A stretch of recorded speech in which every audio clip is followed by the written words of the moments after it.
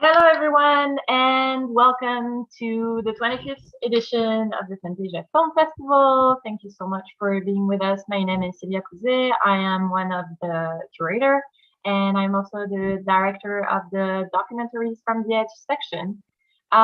So thank you so much for being with us. We hope that you're enjoying the festival so far. Don't hesitate to check out our website for our lineup. We've selected about 120 features this year and a lot of short films from all over the world, as usual.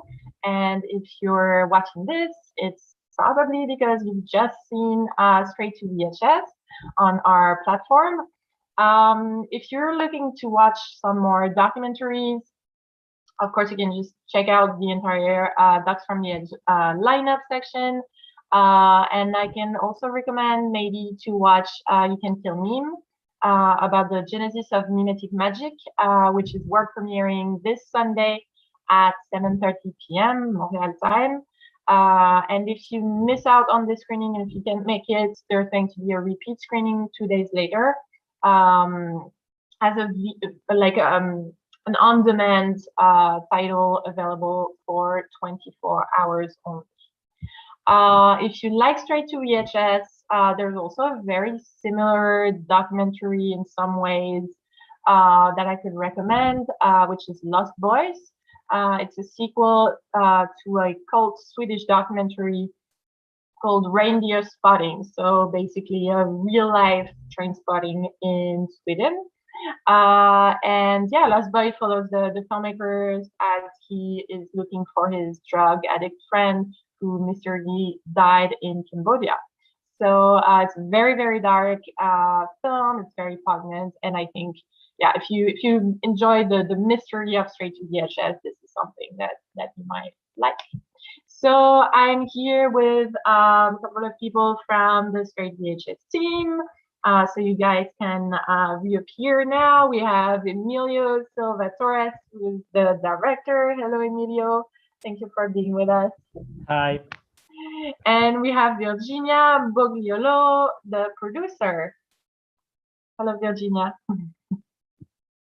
Oh, you're muted. Sorry. Nice to be here.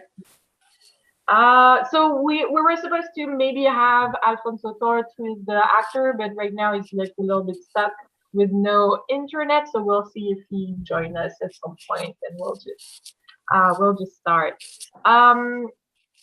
So maybe you two can briefly introduce yourself to our audience and just maybe give us a brief talk about like your career and your past so far, and your general background, maybe.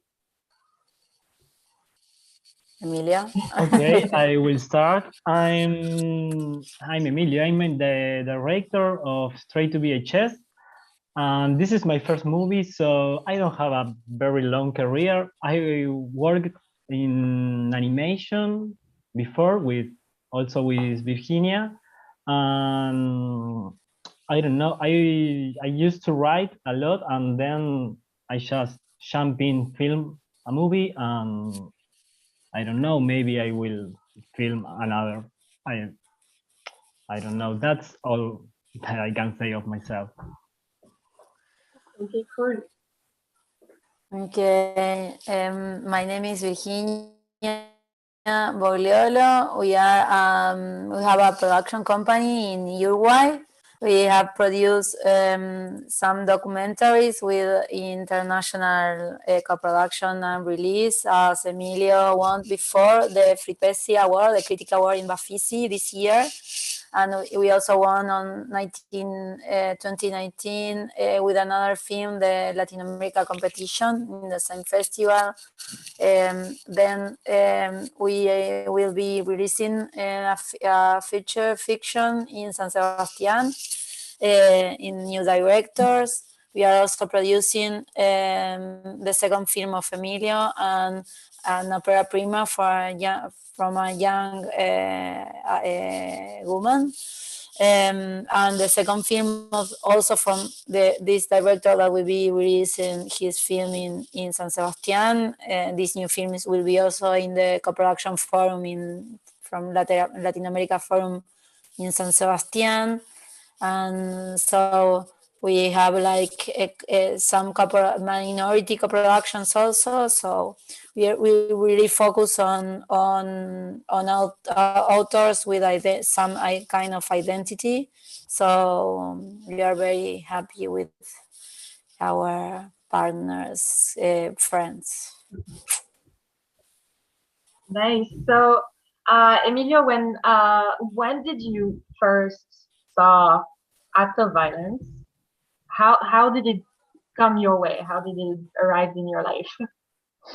I know the movie. I watched it like maybe 6 or 7 years ago. I was working in an animation that I write and also I direct some episodes. With some of the actors of that animation, I was talking about cult movies and camp movies from Uruguay. And one of them said to me, "Hey, you need to know to watch Act of Violence." I think that maybe that same night I watched it and I fall in love with the movie. At the same time, maybe 2 or 3 months later, I start to investigate everything that happened with that movie. I wanted to know how, when, what, why, everything of that movie, because it's just an experience. It's unique. That's the way I found it.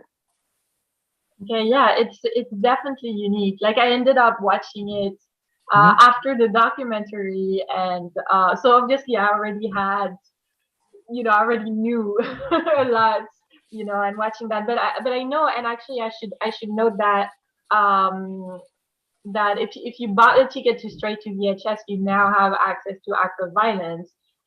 So you guys can watch it on demand. I'm addressing the audience right now. So go for it. It's really, I mean, I'm sure the documentary made you want to watch it, but I know that some I've already watched it, because they already bought their ticket, and some of you guys have already seen it. And I actually was, asking to some people, like, would you watch Act of Violence before you watch the documentary? Because I would like to know, kind of, what's it like, and actually, Virginia, how did you watch Act of Violence?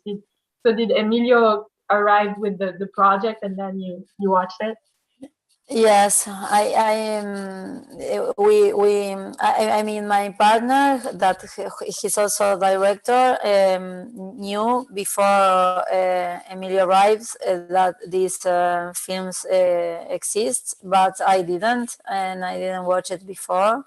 So it kind of came everything with Emilio. The door to another dimension. And to explore some kind of place of another kind of way to do cinema and to feel cinema. That was something outside that of the traditional history of Uruguayan cinema, that it's also very short if you compare with another cinematography. Absolutely.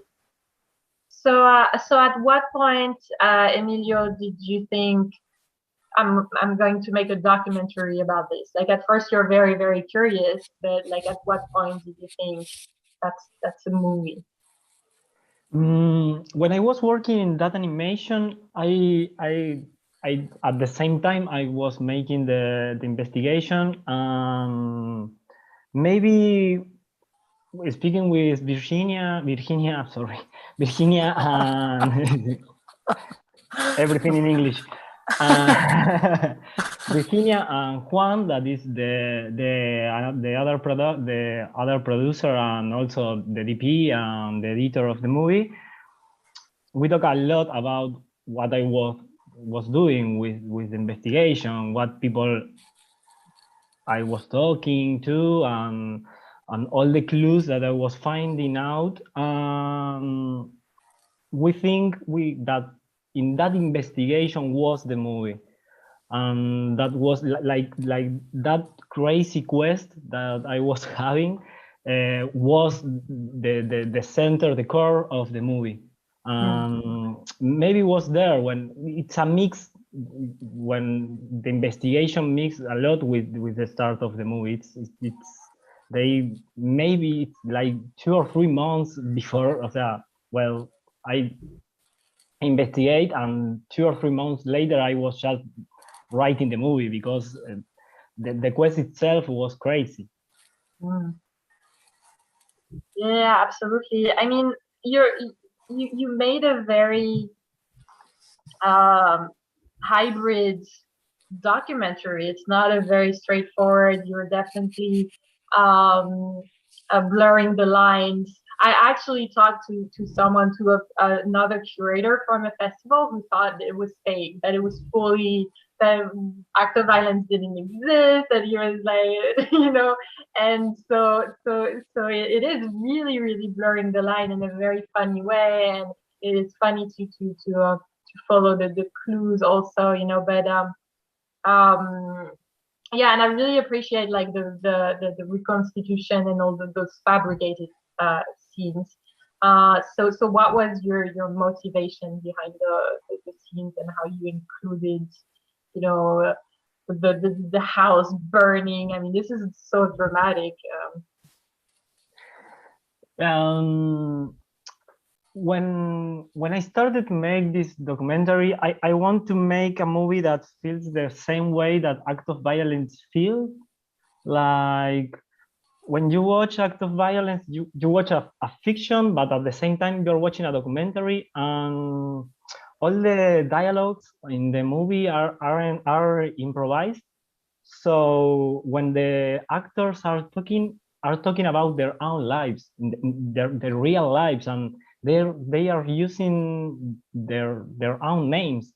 So Act of Violence was a movie that blurred that lines between documentary and fiction, and I wanted to have the same. And also because when you make a documentary, you control a lot of things, and the way I film it was very controlled, because I film a very classic documentary with very classic lighting, a very classic way of a documentary. So that thing, I felt that was like a fiction, and I write a fiction that feels like the real things that I was living while I film it. So in that spiral of things, the movie was born. So that's the reason that the house was on fire, because also my head in that time was on fire, and I want to fire everything up. So that's the reason. Yeah, absolutely. No, I thought that was really, really great. And like so everything is all like mixed up, right? And like what I feel is like also you're going through a journey yourself, searching for a very problematic filmmaker. And so being a filmmaker yourself, like how did it affect you? Obviously you said your head was on fire, but like as a filmmaker, really, like how did it affect the way that you perceive, you know, your subject, and you maybe you collaborate with your actors, and probably in the future, how do you like, do you think it's going to like have some kind of, is there going to be some kind of Manuel Lamas ghost in your next movie? Does that make sense? I don't want a Manuel Lamas ghost in my next movie, but while I was making the movie, the tapes that appears in the movie appears in my life. And a friend of Manuel Lamas that was in the movie, he gave me that tapes, and Of course, I had how you say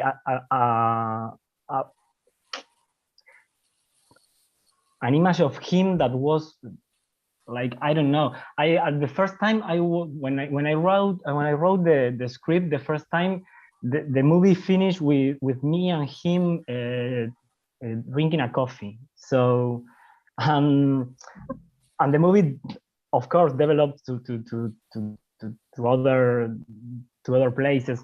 But when I found that tapes, everything collapses because the image of him collapses too. Like sometimes when we edit the movie, we think that all the people that talk about Manuel Lamas are like little sculptors that no one really knows him in the past, but they just make little things, and that enormous monument that they were making just fall off because that tape. And of course, there are a lot of tapes and a lot of things that were kind of creepy, and I needed to put that in the film. I need to put all that creepiness in the film, all, like himself talking to me, because that thing happened too, because I went to my house, I put the tape, and he started to talk to me and say, hey, there are you, the one. It was crazy. So I have goosebumps right now. It was very creepy, and of course he was a very problematic character, and I wanted to have that in the movie, because it was also one like me doing that thing, that picking up, like I think it was kind of like that. Were you like, I don't know what your influences are and what you like in films. Maybe you can talk a little bit about that. Like, it's for me, like I saw a little bit of I mean, I compared it to like something between Inland Empire and Evil Dead. I don't know if those are accurate references. Like, were you trying to go for, like you said, something creepy? Were you trying to go for some kind of horror movie, but also, yeah? Yes, of course, Evil Dead. It was a reference. All the cabin in the woods was like, I wanted a cabin like the cabin in Evil Dead. But also I love movies like Errol Morris movies, all his documentaries. I'm a very big fan of Errol Morris, and of course Herzog, for example, and you know, but at the same time, I'm lived with two kind of cinemas in my head. For in one hand, all these classic documentary masters, and in the other hand, all these movies like Act of Violence, but also Evil Dead, and I don't know. Of course, Lynch was it's a very big reference for me. I think that all kind of cinema that has this like ludic way of making films, like you can play while you're watching it, were references to me. Yeah, I see. So Virginia, how did you like live that journey? Like, how did you accompany Emilio in this journey? Were you scared that he would lose his sanity? Were you, you know, how did you? No, like we were like growing together in the film, like as he was like finding things that were like changing him and the film. we also share that change.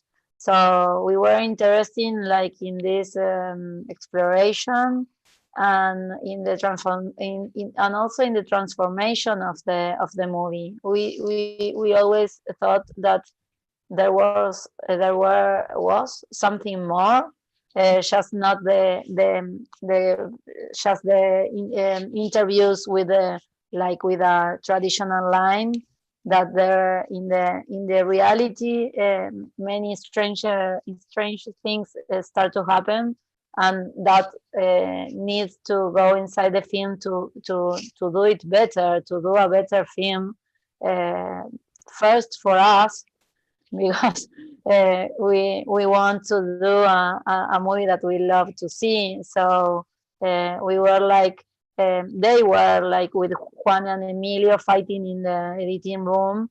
Like all the fiction came in that process, in the construction of this insanity, or in this strange way that the reality become present. So we were all the time just partners in this journey. We like present the film to the Uruguayan fans. We didn't want to make it bigger. First of all, we want like the most freedom. If you have more money, you from different funds, you need to to share some thoughts or some things with another. But when have a smaller film, you have all the control. So we want that. Then we started working with an Argentinian partner, but that was like when the film was almost done. So we were free, like so I believe Emilio it's also happy with that part of the experience, and that's it. How did you find Alfonso? And because it's a bit weird. Like, he plays yourself. You had to like have him perform as you, and like, what was your collaboration with him like? Well, the first time we start to work with Alfonso only for the voiceover, because I don't like my voice. I hate it. So when I was, of course, I record all the voiceover with my voice to edit the movie. Was awful for me. It was very difficult to edit that, because I hated everything, and I needed him. So we found him. I needed like another version of myself in the movie. So I found out that Alfonso was very similar to me in a lot of things, and his voice is better. So was the first choice. And then when we film we film part of the movie, but we think that was all the movie, and we started to edit it, and we found out that the movie needs more, and I wrote the fiction part, and we went to film it, and was amazing because we had Alfonso, so he can act, because he's an actor, not only a voice actor. He was a real actor. Sorry for the voice actor. And was great, because I love the way he works. He's a very close person, like a close friend, but not a friend if you're working. But it was very nice and very easy to work, and that was great, because it was my first movie, so I was kind of nervous to work with an actor that was difficult, or anything like that. Alfonso was the opposite. He was incredible and a very good guy, really. And so you're doing this documentary about a fiction, but that's really a bit of a documentary itself. And then within your documentary, you have a fiction, and then you're following a filmmaker, but then you're directing an actor who plays your. I mean, Yes. it's such like a rabbit hole, and like it's such a fascinating spiral of things. I really really loved it. How about um what if it was this story was adapted into into a fiction, and like would you be open to that? Like would you think that would work? I don't know. I don't know. Really, I don't know. But I think that a good director maybe can do it.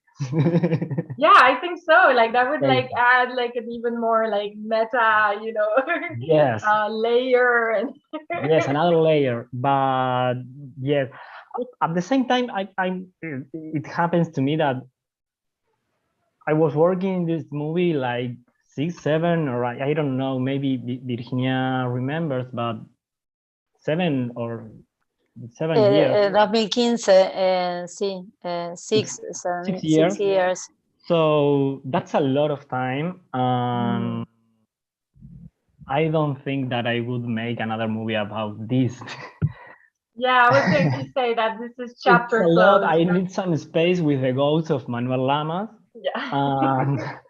But yes, I think that there's a lot of things to make with his story. I just use a little of his story only when the story of himself like a filmmaker, but he was also a lot of things that I don't talk about in the movie because you have some time and you are not a Wikipedia page.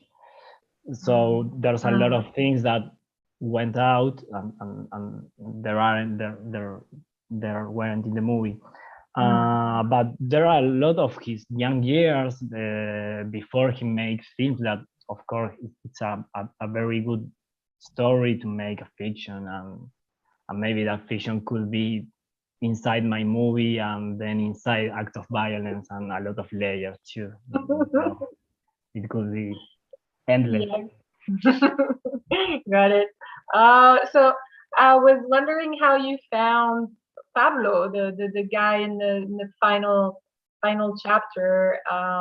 Yeah. I found him on Facebook in a was easy. No, I found him in a group in Facebook that of the fan page of the movie's fan page. He was writing and saying he was like he knows Manuel and he lived with him. So I write to him and just make the appointment and went to film it. What's strange, we talked a lot before because he was living in Ushuaia, and of course it's near Uruguay, but at the same time it was not so near, and we have a small budget. But talking to him, I found out that he was like a very important piece in the story, like the last piece that finished the puzzle of Manuel Lamas. Yeah, absolutely. It's an important piece, and he's a very his testimony is very moving. It's like, wow, like why do you think that is? Like what was like he just starts crying, and how important Manuel Lama was. It's strange because you spend the entire film like it gets creepy and creepy, and then you have this really moving testimony. Yes, I think that it's part of the thing that I was talking about earlier, like the people that make this monument of him in different places. Like, Right. I think that no one knows him really. They talk from their perspective and their little time that passes that knows him. So for example, Pablo lived with him the last 5 or 6 years of his life. He was an old person, so all other people that talk about him about only 2 or 3 years of their lives. I think that it's about it's about that the Pablo talks like that, because he says in the movie like that in some point Manuel Lamas helped him to survive, Yes. and that's a lot. So Yeah. I think that it was important to have that final piece in the puzzle that finishes this complicated man, that it's not only the creepy man, it was also that man that helped this guy, and but also that guy that filmed that very strange and creepy and problematic casting. He was everything. He was all of that, and that complexity for me was essential. Yeah, absolutely. So if we can go back to the very first time that you saw act of violence, right? And then now knowing everything that you know about this film, and if you were to watch it now, what's the difference? Like how did your perspective on that movie changed? Well, that's a hard question.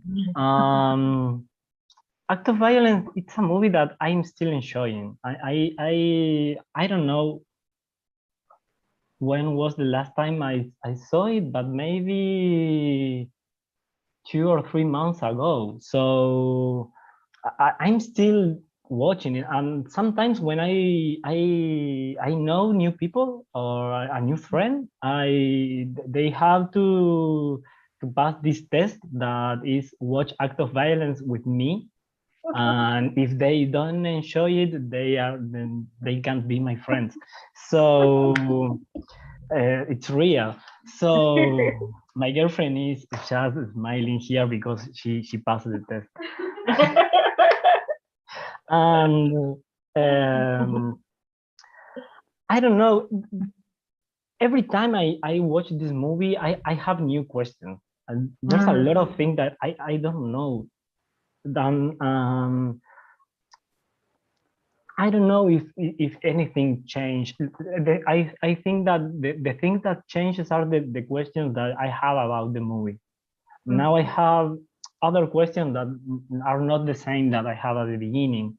At the beginning, I think where was the place where they filmed that scene with the hot dogs. But now I think in other things, like what happens in the head of these people. Like, for example, there is a scene where an actress talks about she goes to a club and ride a horse. And then I found out that she rides a horse now. She's like a sport, like she practiced that like a sport.